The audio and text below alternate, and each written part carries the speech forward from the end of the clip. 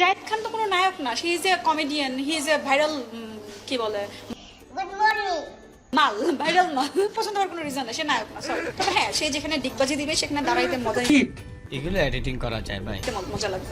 Trust me, আমার তার ডিগবাজি দেখার খুব ইচ্ছা। একটা ব্যাপার হচ্ছে জায়েদ খান সেই জন্য ভালো লাগে, সে ডিগবাজি মারতেছে, এন্টারটেইন নিতে সবাই পছন্দ করে। অতি সাধারণ ভাবে চলি। আপনার সামনে এসে যদি একজন মানে, আগে আমরা সার্কাসে গিয়ে সার্কাস দেখতাম, কেউ দেখলে বুঝবোই না যে আমি কোটি কোটি টাকার মালিক। এখানে জীবনে দেখি না, তবে শুনছি যে সার্কাস মানুষ দেখতে চায়, কেন দেখতে চায়? সে আপনাকে এন্টারটেইন করছে, আমি যা বলছি সত্যি কথা বলছি। আপনি টিকিট কেটে যায় আপনি দেখতে, লাইক আমারও ভালো লাগবে জায়েদ খান ডিগবাজি। হলো সত্য, জায়েদ খান আসলে নায়ক না। হাই গাইস, তোমাদের সামনে আবার একটি মজার ভিডিও নিয়ে চলে আসলাম, এবং যারা এখন পর্যন্ত চ্যানেলটি সাবস্ক্রাইব করো না, অবশ্যই সাবস্ক্রাইব করে বেল বাটনটি অল করে দাও।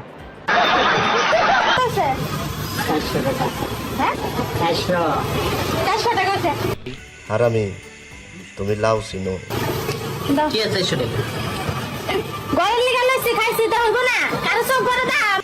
কদু চিনো না? একটু খোঁজ খবর নিলাম। কিন্তু মানুষের সামনে করে না, বোন ঠিক আছে, তোমার চোখ অনেক বড়। রহা নেই যাতা, তড়প হি এসি হ্যায় না। প্রধানমন্ত্রী তো 2018 সালে একই সরকার যখন ছিল তখন উনি বলেছিলেন না কোটা প্রথা থাকবে না, এখন আবার আরেক আমার লোক উল্টা পাল্টা কথা কইবা না। কথা বলছেন, কয়েকদিন পর আবার অন্য কথা বলবেন। বলেছেন যে আমাদের পড়াশোনা করতে এবং এটা যৌক্তিক আন্দোলন হচ্ছে না। ঠিক আছে, উনার কথা মেনে নিয়ে আজ সবাই রে কেসটা তুমি ধরেই ফেল। আমরা সবাই বাসায় চলে পড়াশোনা করলাম এবং চমৎকার একটা রেজাল্ট করলাম। তারপর কি হবে? চাকরিটা আমাদের কে দেবে? 70% আশা করি। 70% কোটা? জি। মানে এটা কি মুক্তিযোদ্ধাদের জন্য? হ্যাঁ, মুক্তিযোদ্ধাদের। মনে হয় ভেজাল হবে। 30% সাধারণ শিক্ষার্থী? না, সাধারণ শিক্ষার্থী কেন 30% হবে? ওরাও 50% পাক, সমস্যা নাই। তাহলে আপনারা 70% নিলে ওরা 50% কিভাবে নেবে? বাকি 30%ই নেই, সমস্যা নাই। যারা সাধারণ শিক্ষার্থী আমনের কথাবার্তা হলে মুই সাইপা ধরে আশ রাখতে পারি। আন্দোলন করছে, তারা তো কোটা মানে বাতিল চায় না, ওরা সংস্কার চায়।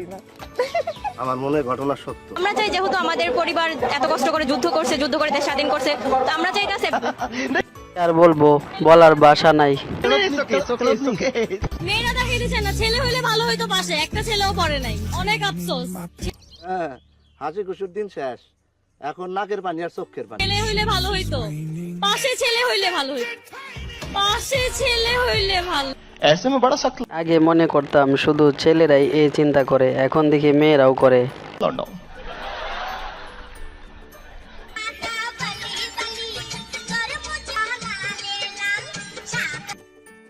অত্যন্ত উত্তম প্রস্তাব দেন।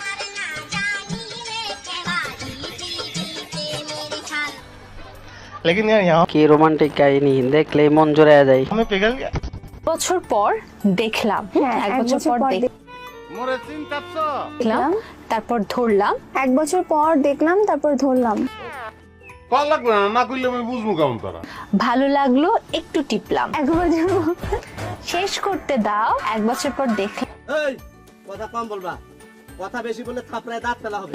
তারপর ধরলাম, ভালো লাগলো, সেটা কি আমাদের কথাই হবে? একটু টিপলাম, নরম লাগলো, তারপর একটু চুষে দিলাম। আপনি তো প্রতিরাইতে পূর্ণ করেন, আমি একটু ফাঁক করলাম। মজা লাগলো।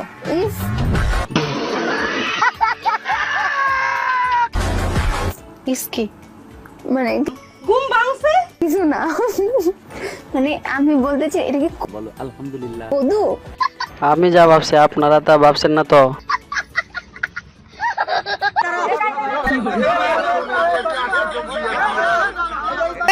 দেখেন, আমি জানি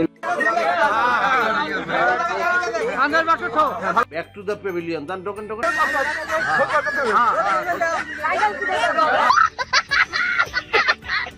আমার বাবা একজন মুক্তিযোদ্ধা, উনি 2 নং সেক্টরে যুদ্ধ করেছিলেন, আমি মুক্তিযোদ্ধার সন্তান। I love you too. কিন্তু আমি যতদূর জানি যে বাংলাদেশ সরকার যথেষ্ট সুযোগ সুবিধা আমার বাবাকে দিচ্ছে, আমার ফ্যামিলিকে দিচ্ছে। বাবা প্রতি মাসে 20,000 টাকা ভাতা পাচ্ছে, মানে এটাও একজন সরকারি চাকরিজীবীর বেতনের চাইতে কোনো অংশে কম না। সেখানে আমার প্রয়োজন নেই তো যে আমি মানে ইশক, প্রেম, ভালোবাসা অন্য একজনের চাকরির সুযোগটা নষ্ট করার। আমি আমার বাবার বেতন জানি না থেকে আমি যেটুকু সুবিধা পাচ্ছি, আমি পড়াশোনা করতেছি, আমি পড়াশোনা করে আমি আমার মেধা দিয়ে বলতে পারবো না, জানি না। এটা যেতে চাই। আমার বাবা আমার জন্য করেছে, আমাকে করতে হবে আমার ছেলে সন্তানের জন্য। কি বুঝেন আপনি? আমার ছেলে সন্তান আমার বাবার সুবিধা নিক বা আমি সুবিধা নেই, সেটা আমি চাচ্ছি সেটা একটু ব্যাখ্যা করবেন কিনা।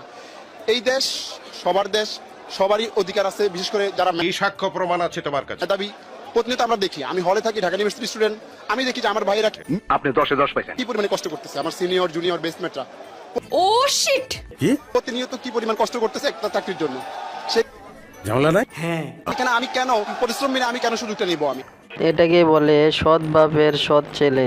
এসব শিক্ষা সব ছেলেদেরকে দেওয়া উচিত।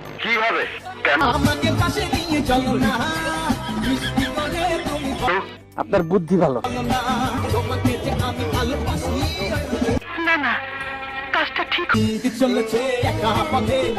আমার মাফ করে দিন।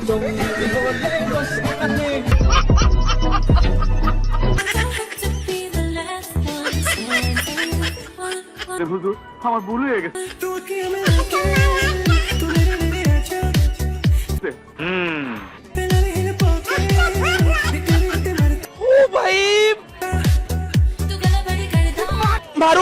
বাঙালি আমাদের দ্বারা সবই করা সম্ভব।